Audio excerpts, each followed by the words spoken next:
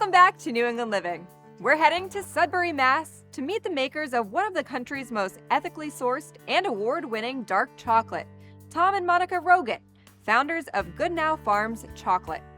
We are here at your gorgeous property in Massachusetts, and the aroma of chocolate is in the air. This is kind of a dream here. How did Goodnow Farms chocolate get its start? Many years ago, we decided after we couldn't find chocolate that we enjoyed eating that we were going to make it ourselves. So we worked for a long time in developing the profiles of the bean types we wanted to work with because we make single origin chocolate.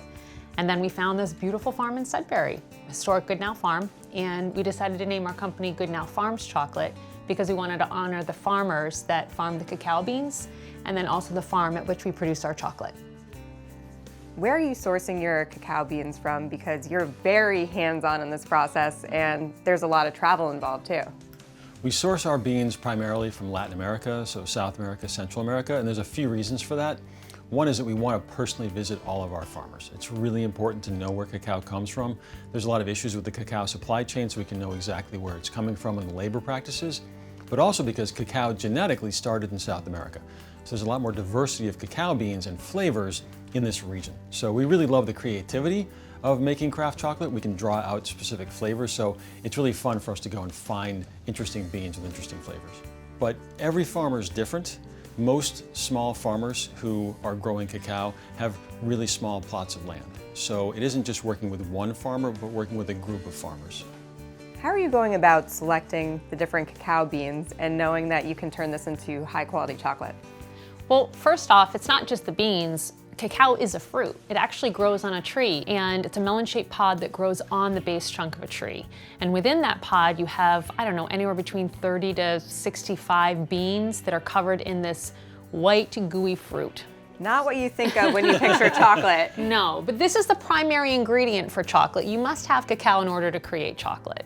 So what we do when we go down is we actually visit with farmers, and then we go out in the field and we walk with them and we visit the trees. They, cut fruit down, we taste the fruit pulp, we taste the beans, and we see what flavors we're tasting. So the farmers, they're experts in the field in growing and harvesting, but they also have a lot of skill to add with fermentation and drying because we want the best quality, best flavor beans that we can get. And remember, the only two ingredients you need to make chocolate are cacao beans and a sweetener like sugar. That's it. And love. The most important ingredient, one might say. So after the selection process, you found your beans, your ingredients that you're working with. What's the next step in the process when you're back here? So we start with the beans. Those beans that we took so long to develop and work with at origin, we bring them up here and we store them in these barrels, and we'll come down, and depending on what bar we're going to make, we'll choose the beans we're working with, and then the first step is sorting. That's when you go through the beans by hand and you remove any beans that are broken or cracked or too small to roast properly, because we're looking again for the best flavor possible. And then after those beans are sorted, they're taken into our chocolate kitchen, and the first step is we roast the beans. And then once those are cool, the next step is removing the husks. We have a winnowing machine. We put the beans in the top, and then the beans are crushed. And because the nibs are heavier, they fall down into a bucket, and then we have a vacuum attached to that, and it sucks the shells out. Once we have the nibs, that's the meat of the bean, we take those nibs and we put them into our stone grinders. And then those nibs get crushed, and then over time they liquefy, and that liquid is called cacao liquor. And that's what we add sugar to make the chocolate. And we also do one additional step. We add our own freshly pressed cocoa butter. You don't have to add cocoa butter to chocolate because it's naturally in there. We like adding it because it enhances the flavor, and it also makes it really smooth to your mouth. We'll add the sugar, and then we'll let those grinders run between 5 and 6 days straight, 24 hours a day. And we pour them into pans, and then we take those pans and we put them through a sifter. Then the finished sifted chocolate goes into a machine called a tempering machine. And then the liquid chocolate gets deposited into our molds. And then from there, we take the molds and we shake them so that it's nice and even and there's no air bubbles. And we put them into our blast chiller. And we take the bars out of the chiller when they're done, and we demold them, and then we have finished chocolate bars. So after we're done making the chocolate bars, we hand wrap them. We take the bars, we put them in bioplastic compostable sleeves, and then we wrap them in a paper wrapper that protects them.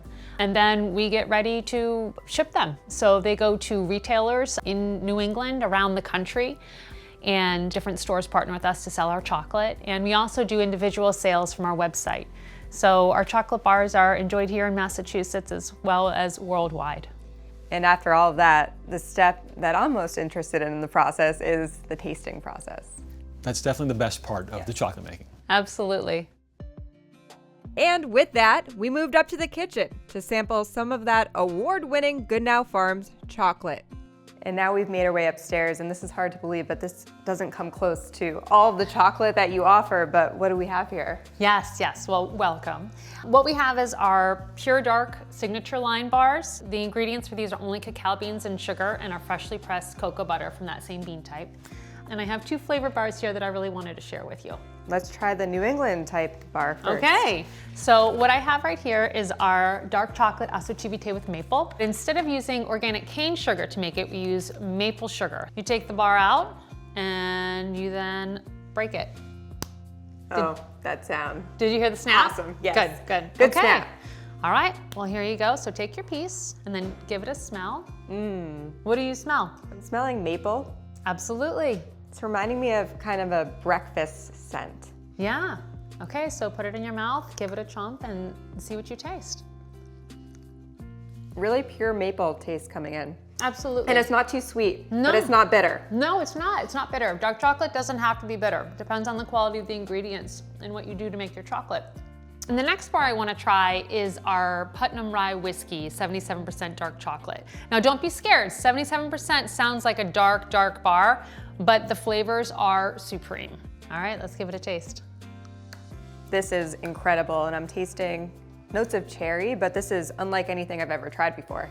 I love it too because I also taste candied orange. The additional orange in there really brings out, I think, also the oaky notes. And then we dried out all the alcohol with all the water, but the flavors are still here and they combine in different ways that you can actually really enjoy that and taste the nuances. It's been really fun to see this up close and personal and try the chocolate, of course, just to understand how much goes into the process and the thought and the time. It's a labor of love and we're happy to share it with you. We're very happy to do that. Thank you. You're welcome.